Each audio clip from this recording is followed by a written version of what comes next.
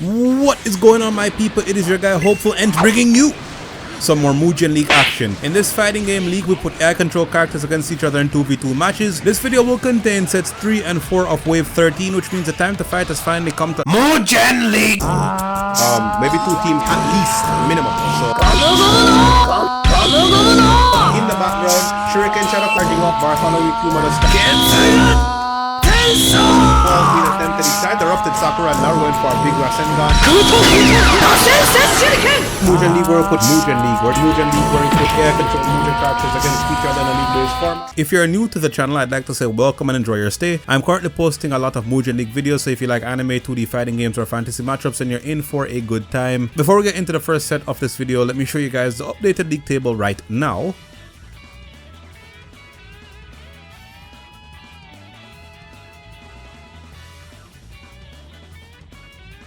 And that is what the table looks like coming into set 3 of wave 13. In the first set of this video, set 3 of wave 13, we will have the Marines versus H.L.T. Students 2. For the first game, the Marines will be represented by Fujitora and Kizaru. H.L.T. Students 2 will have Choji and Shikamaru. The stage will be Samurai Bridge. Alright, if H.L.T. Students 2 win this game, they will remain in top 8, regardless of any other result that goes around. So if they win this set, I should say, they remain in top 8. Alright, let's see what's gonna happen here. Immediately, Shikamaru going for the Kage Kubi Shibari no Jutsu against Fujitora. Fujitora also getting hit by the spiky human boulder. The combo is not done just yet because Choji says it's not done. It's done when I say it's done. Fujitora losing a good amount of his HP. He's retaliating, going for the strong slash, but I believe Shikamaru substituted out of that move. Shikamaru looks like he got hit by the gravity of Fujitora. Kizaru is the healthier character on the Marines, and it looks like he is going to be the last one remaining right now. Shikamaru is just charging up a lot of power, allowing Choji to go for the Nikudan Sensha. But here come the flash kicks from Kizaru. 1v2ing both these characters at the moment. He's not really building any power for himself, so he cannot go for any crazy supers. The Kage Nui no Jutsu from Shikamaru does not actually land. Here comes a portable water field that is used, and Kizaru is just using his teleports to avoid the damage. Can Kizaru get the 1v2? Logia charge means that he's immune to the damage, but no, he went for Yasakami no Magatama, and that is not invincible to Shikamaru's portable water field. Because of that decision, Kizaru goes down. Choji and Shikamaru take the first round. Round number 2 underway, right quick, right sharpish.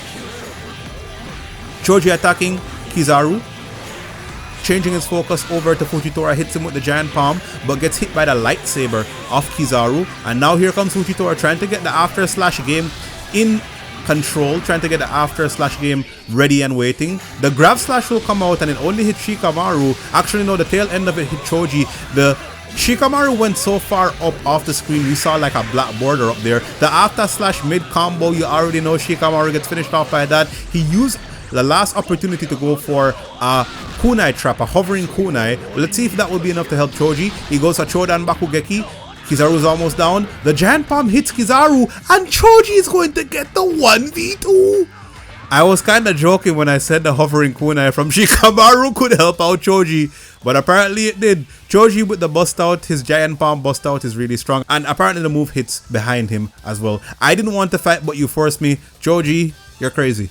Alright, just made a note of that 1v2 from Choji. Choji is really cooking people right now. He might be the best character on H.L.S.2, either him or Ino, but Choji's bust out is crazy because apparently it hits behind him. Definitely helped him in that last round of that last game. Anyway, let's move on into the second game of the first set of this video. We will have Garp and Aokiji go up against Kiba and Hinata. Alright, Kiba and Hinata starting off with that 1500 power. Garp with you, please. Thank you. Alright, let's get into it. Gatsuga starter from Kiba, of course. What else would he have possibly gone for? He's currently attacking Aokiji Akamaru with the solo Gatsuga that time. And now another Gatsuga combo ender into Monkey D. Garp. 3000 power for Aokiji. I mentioned that because, yeah, he can use the Ice Age. I think he froze Hinata. and he's actually used Ice Age. So that is going to definitely transform the stage. Let's see if it will transform the Marines' chances of winning this round in question. It doesn't look like it's working too well though. Garp still getting caught up by that Akamaru, the Gatsuga. Hold on, Ice Ball tracks. Hinata gets hit by the air sword of Aokiji. But right now, Kiba and Hinata are kind of confined to this zone in the screen. They can't attack out of the zone. The Ice Age will disappear eventually, I hope. But it looks like it's doing its job right now. Somehow Kiba escaped. No, he's back in Ice Age. And then Hinata, I think, substituted out, or she got pushed out of it. But Hinata is going to go down. Aokiji, her HP is done. Aokiji, please. Yeah, alright, here we go. So Kiba cannot escape the bloody Ice Age. He's going to get hit by the Ice Spears. Aokiji says, alright, you can't come to me, I'll humor you. I'll come to you. He's going to go for Ice Age again. Aokiji, you could have chosen to end this. I know he's getting hit with the Denetsu Gatsuga. Aokiji, you could have chosen to end that game or end this run a lot more, you know, efficiently. But you went for a second Ice Age for absolutely no reason. But he gets the freeze palm. Of course he does. And Aokiji is not the most optimal AI, apparently. But he still gets the job done. Aokiji and Garp taking the first round. Mostly Aokiji taking the first round. Kiba starting out that round, or this round, the way he started out the previous one by going for a Gatsuga. He also went for the Garoga there, but it did not look like Aokiji or Garp got hit by any of that. Hakakaiten being used by Hinata continues the combo, juggling Garp right now. Garp, however, falls out of the ender. The aerial kunai, explosive kunai being used by Hinata. She walks right into the cannonball truck, and here comes Garoga, but no, the ice ball interrupted that super. Does not have armor on it, does that one. So Kiba and Hinata are gonna have to try to win this game some other way. The Hakekaiten could be the answer to their problems though. Garp, the last one left alive for Marines in this round. He does not even look like he's gonna get to escape from the combo. 57 hits, yeah? Hold on, here comes the counter lessons. Another counter lessons headbutt. Garp fighting out with all that he can, but he can't withstand too much more. The Hakekusho from Hinata will finish off Garp. It is one round apiece. It looks like if Aokiji goes down, then the Marines might have a chance. Yo, Garp is... I've tried messing with Garp's AI multiple times, and no matter what I do, he's still kind of jank. He's still kind of wonky. His AI and how it decides to go for combos. But hey, yo, listen, man. I needed a 6th character for the Marines, and that character was Garp. Alright, Aokiji currently getting destroyed. This is one thing that Garp can do though. The swinging iron ball will connect against both opponents, giving Aokiji some reprieve, some chance to charge up power. He gets the freeze palm, and here comes the Argentine backbreaker hitting both characters. Hinata goes down.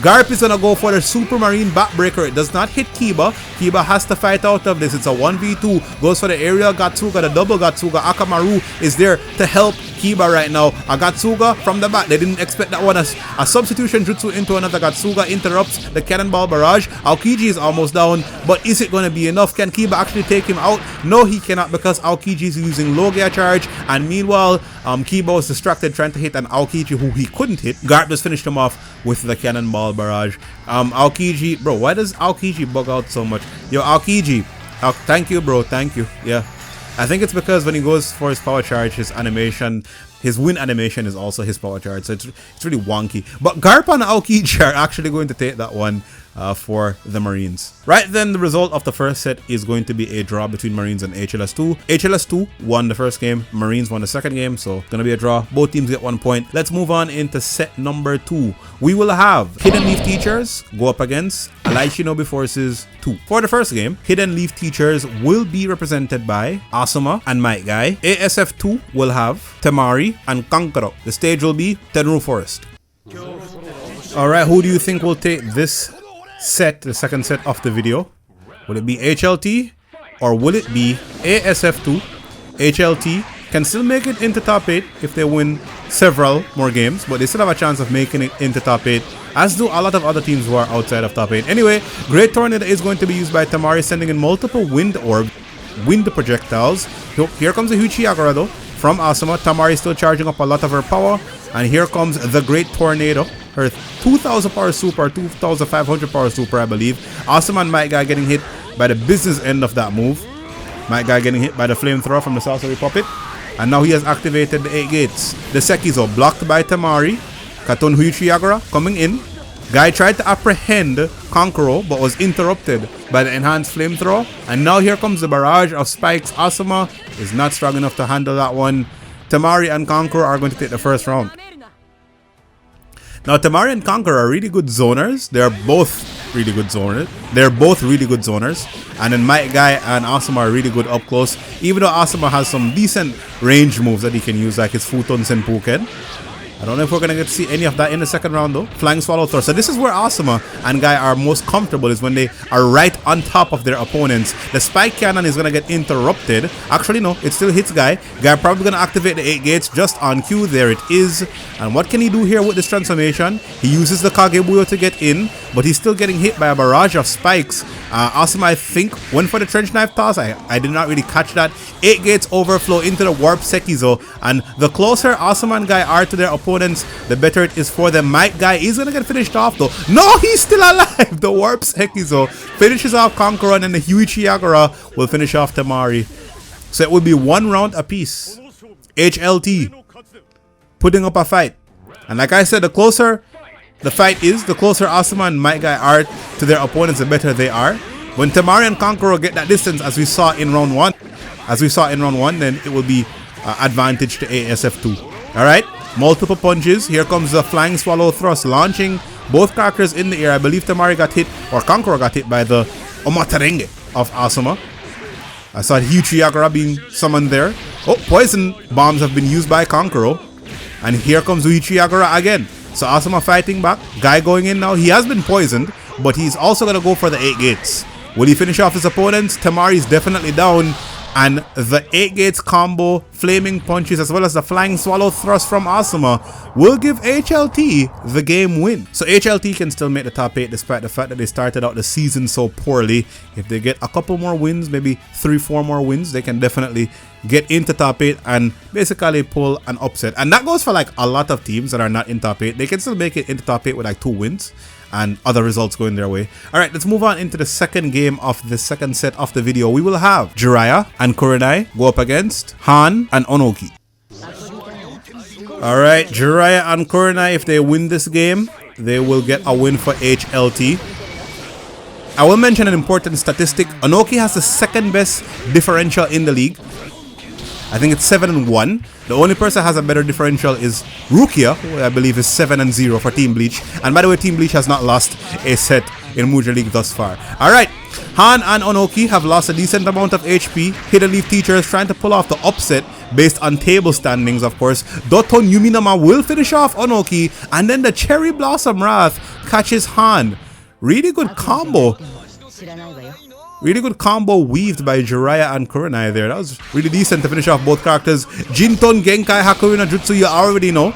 Now, if Jiraiya and Kurenai want to have a chance in this game, they have to stay on Onoki. They cannot let Onoki get distance and then start spamming the Stone Shurikens and the Chojinton Genkai Hakuina Jutsu. They kind of have to be, in Onoki's face. And they're kind of doing that right now. The fireball, the flamethrower into the Lion's Mane. Here comes the Jinton Genkai Hakuina Jutsu into the Stone Fist. Double trouble into the Hikogeki, another Jinton Genkai Hakuina Jutsu. Konan is almost finished. She substitutes out on her last life and she will finish off Onoki. Han is next thanks to that Lion's Mane attack from Jiraiya. And believe it or not, Hidden Leaf Teachers have just beaten Allied Shinobi Forces 2. Jiraiya, Toad Sage of Mount Myoboku. That's me! Now that last result I would consider to be an upset purely based off of standings. H.L.T. I think are in bottom 3. Allied Shinobi Forces 2 are in top 8. So the fact that H.L.T. can be a top 8 team means that anything can happen in Mugen League with a couple of balanced patches, of course. You can never really predict what's going to happen unless somebody's going up against the Akatsuki Bleach. You can predict that. Orochimaru Circle as well. You can predict that they're going to draw as well. But yeah, speaking of predictions, let me know if your predictions were indeed correct for either of the 2 sets. You can let me know down in the comments. But with all of that being done, we have come to the end of yet another video. So as always, I'd like to say thanks for watching. Leave a like for all the talk and subscribe for more content. Sound your voice in the comments. See you in the next video. And peace.